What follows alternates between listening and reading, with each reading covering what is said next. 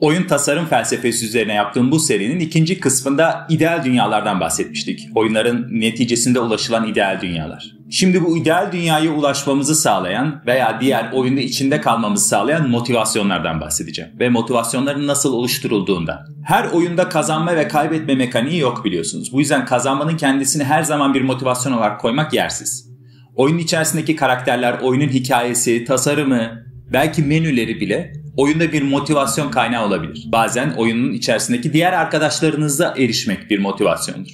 Bu yüzden kazanmanın kendisi veya ideal dünyaya ulaşmanın kendisi sadece motivasyonlardan biri. Ve oyunun her zaman en öncelikli motivasyonu bunlar değildir. Ama yine de kazanmak öyle bir motivasyon ki önce ondan bahsetmek lazım. Kazanmak bu motivasyonun ardından elde ettiğimiz bir ödülmüş gibi görünebilir. Fakat aslında kazanmak bir başka motivasyonun deklarasyonundan ibarettir. Belki yeni bir oyuna başlamanız için bir motivasyon kaynağı olabilmektedir. Bugün birçok oyun bu şekilde tasarlanır. Veya bir bölümü geçerken yaşadığınız kazanma hissi veya sadece bir el oynadığınız oyundaki kazanma hissi bir sonraki eli oynayacağınıza dair motivasyonu deklare eder oyunun içerisinde. Yani tekrar gel. Çünkü burada artık yeni bir motivasyon daha var. Bu yüzden biz karakterlerimizi giydiririz, onları geliştiririz. Eğer karakterimizi geliştiremiyorsak, hikayeyi ilerletemiyorsak mesela tavla gibi. Bu oyunlardaki motivasyonlar nedir? Bunların da kendi içerisinde bir kazanma motivasyonu vardır ama kazandıktan sonra oynamaya devam ediyor olmanızın nedeni nedir? Demek ki kazanmak orada motivasyonun bir tatmini, bir ödülü değil,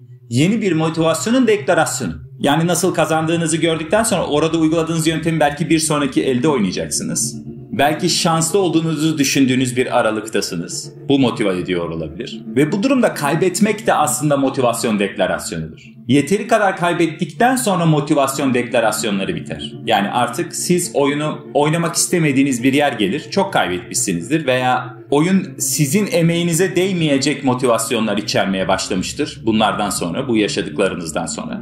Bu durumda oyunun bu motivasyonu kaybettirdiğini söyleyebiliriz. Ama aynısı kazanmak için de geçerlidir. Sürekli kazandığınız ufak basit bir oyunda da çok motive olmazsınız. Sürekli kaybettiğiniz bir oyunda motive olamayacağınız gibi. Bunlar tabii sezgisel olarak rahatlıkla erişilebilen şeyler. Bir de gelin bunların altyapısına bakalım. Bir motivasyon inşası neye benzer? Tavla örneğine geri dönelim. Bilgisayar oyunlarından bahsetmek çok kolay olacaktır. Ancak çok daha temel, çok daha kendini artık kanıtlamış ve niye orada olduğunu sorgulamamıza gerek kalmayacak oyunlardan bir tanesini seçersek daha ayağa yere basan sonuçlar alacağımızı düşünüyorum. Bu yüzden tavlayı tekrar örnek göstereyim. Tavladaki tek motivasyonunuz rakibinizi yenmek değil. Tavlada aynı zamanda bir şans faktörü vardır. Ancak şanslı ve şanssız olma arasındaki fark çok da oyunun sonucunu etkileyecek yerde değildir. Eğer şanssızsanız almanız gereken başka kararlar vardır. Şanslıysanız almanız gereken başka kararlar vardır. Tavla sonucu şansla belirlemeyi değil, hangi şanslı olduğunuzu anlayıp ona göre karar almanızı bekleyen bir oyun türüdür. Ve siz bunu başarabildiğinizi gördüğünüzde aslında tavlanın içerisindeki ana motivasyonlardan bir tanesine erişirsiniz. Ben şanssız bir pozisyondayken de doğru kararlar alıp bir maçı kazanabilirim. Tavlanın bu kadar uzun süredir insanların oynadıkları oyunlarda ilk 10'da olmasının sebebi bu. Tavla şanslı olup olmadığınız yerlerde nasıl kararlar alabileceğinizi de söyler. Bu motivasyonun inşası çok zor gördüğünüz gibi. Yani oyunu şanssızken de kazanabileceğiniz bir tasarıma sahip olmalısınız. Şanssız olan kişiye özel kararlarla kazanılmalı. Yani tasarımdan bahsederken tasarımcının beyninin içine girmemize gerek yok. Tavla belki çok uzun sürelerde son haline gelmiştir. Satranç öyledir. Kart oyunları öyledir. Çok uzun sürelerde son hallerine gelirler. Yani zamanda çok fazla güncelleme almış oyunlardır. Ve aslına bakarsanız zamanda çok kostüm çıkartmış oyunlardır. Tavla taşlarının türleri herhalde çok kostüm içeren bir bilgisayar oyunundan daha fazladır. Burada dikkat çekmeye çalıştığım oyunun içerisinde bu tasarımın bir şekilde artık yerleşmiş olması ve bu motivasyonun sürekli giderilebiliyor olması. Tavla uzun süreler oynanabilen bir oyundur bu yüzden. Çok kısa süren maçlara sahip olmasına rağmen, değil mi? Eğer kaptırırsanız aylarınız, haftalarınız gider. Yani tavlada çözmeniz gereken sorunlar başka. Fakat oyunu çözmekten ziyade oyundaki sorunların kalıcı olduğu sahnelerde oyuncunun kendine rahat hareket etmesi aslında bir motivasyondur. Yani oyundaki sorunları çözmeyi beklemeyiz. Mario bütün düşmanların kafasına basıp öldürdüğünde oyun çok anlamsız hale gelir. Oyundaki sorunlar çözülmeyecektir. Aksine oyun bir sonrakinde bu sorunlarla karşıma çıktığında ben içeride kendime daha çok güvenerek hareket edeceğim. Veya benim daha rahat, daha konforlu hareket edip daha yeni motivasyonlar bulabilmem için bir alan açılacak.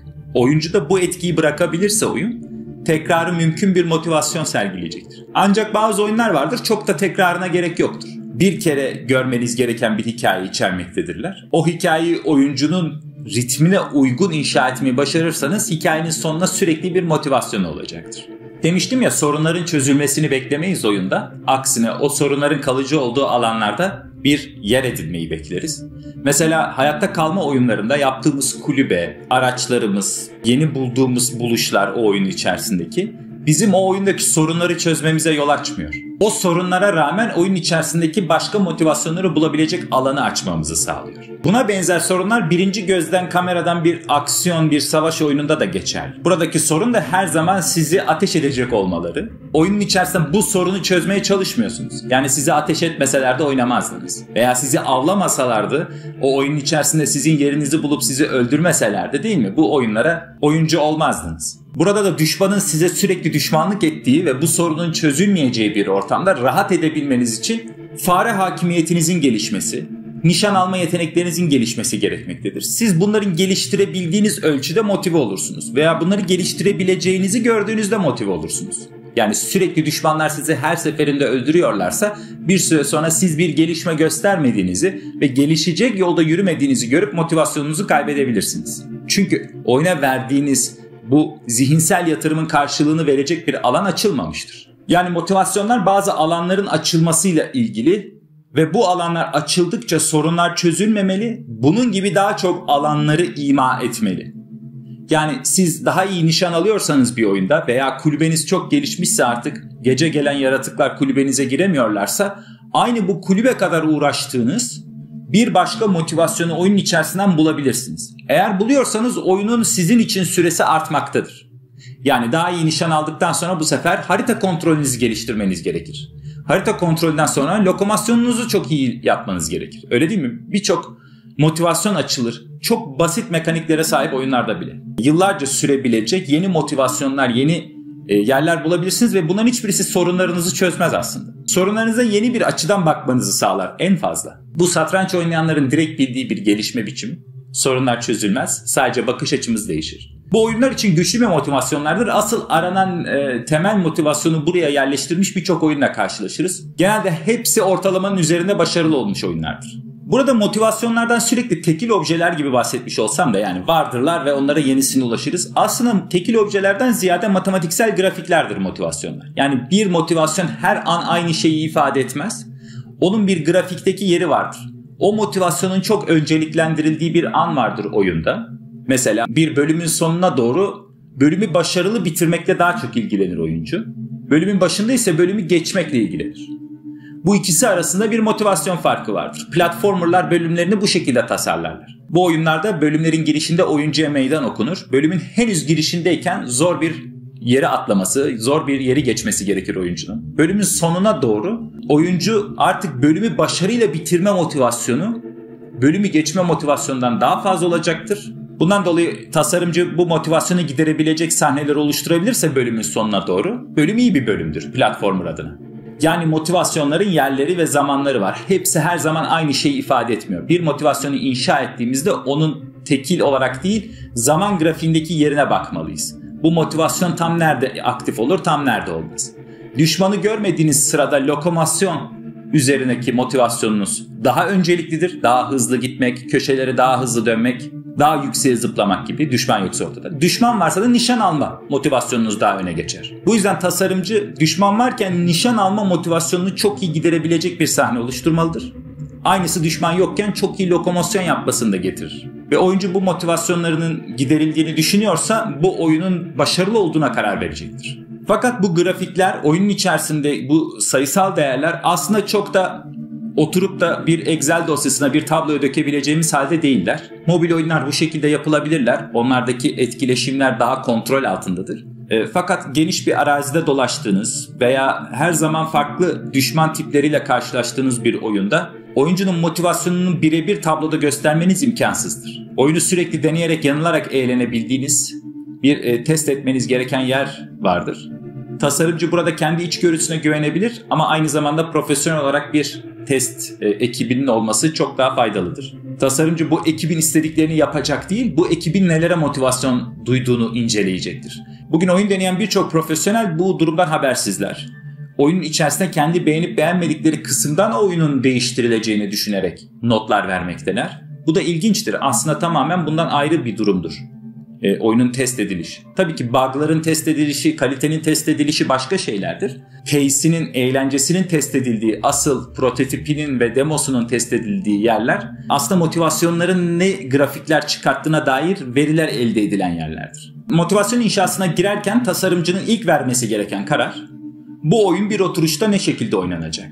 Bir oturuş kısmı önemli. Yani sizin oyununuz 10 saatlik bir hikayeyi içeriyor olsa bile sizin bir oturuşluk bir ayrı sahne, sezon düşünmeniz gerekmektedir. Bir platformer oyunu için 1 saattir, bir yarış oyunu için 1,5 saattir gibi rakamlar. Bunlar eski rakamlar. Her sene bunlar değişmektedir.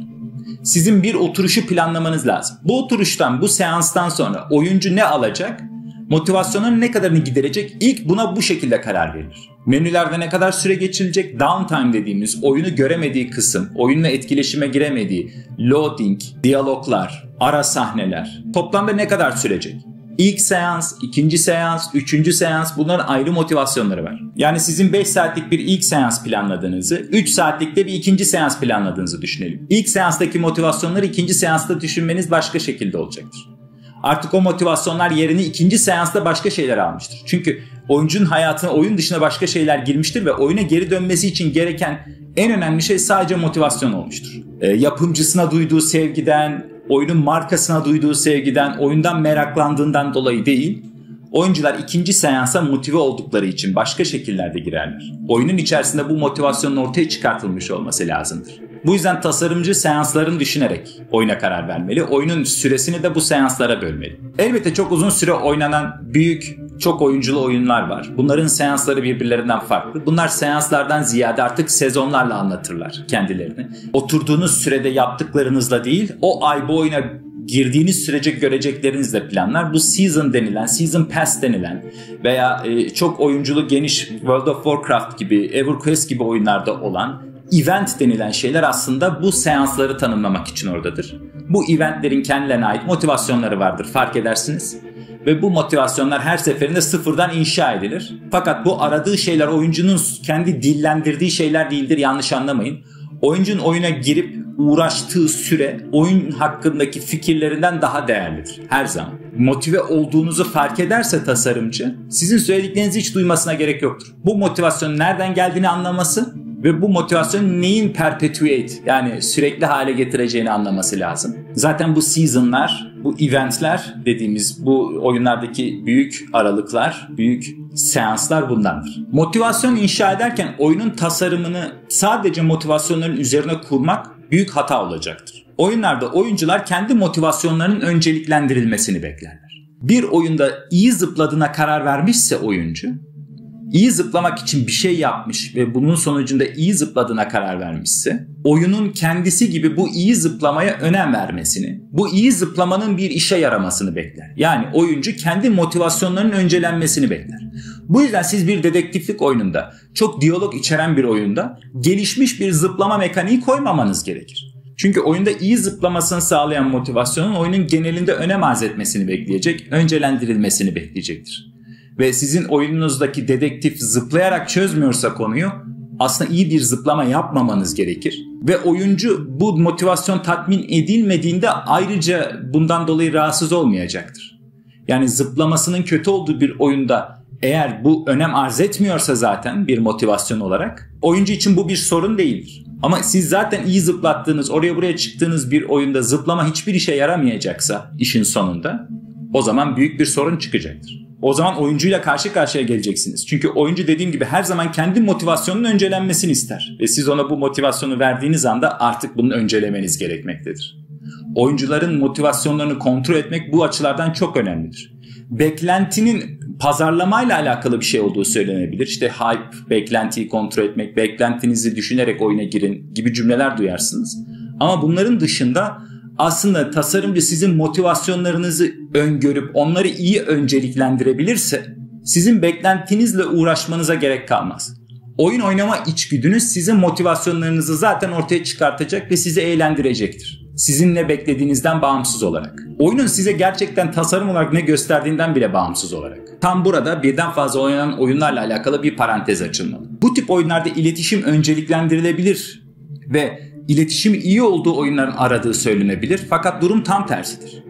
İnsanların iletişim için motive olmaları genellikle oyun için motive olmalarından daha fazladır. Bu yüzden insanlar oturup birbirleriyle kafelerde konuşurlar. Yani insanlar arası sosyal iletişim çoğu zaman bir oyunun motive edebileceğinden daha fazla motive eder oyuncuyu. Eğer bu sosyal iletişimi çok iyi yaparsanız oyununuza olan ilgi azalacaktır. Bundandır oyunların içerisindeki mesajlaşma sistemleri bilinçli olarak güdük bırakılır. İçerisine rahat paylaşım yapılamaz, bir Discord alanı gibi değildir.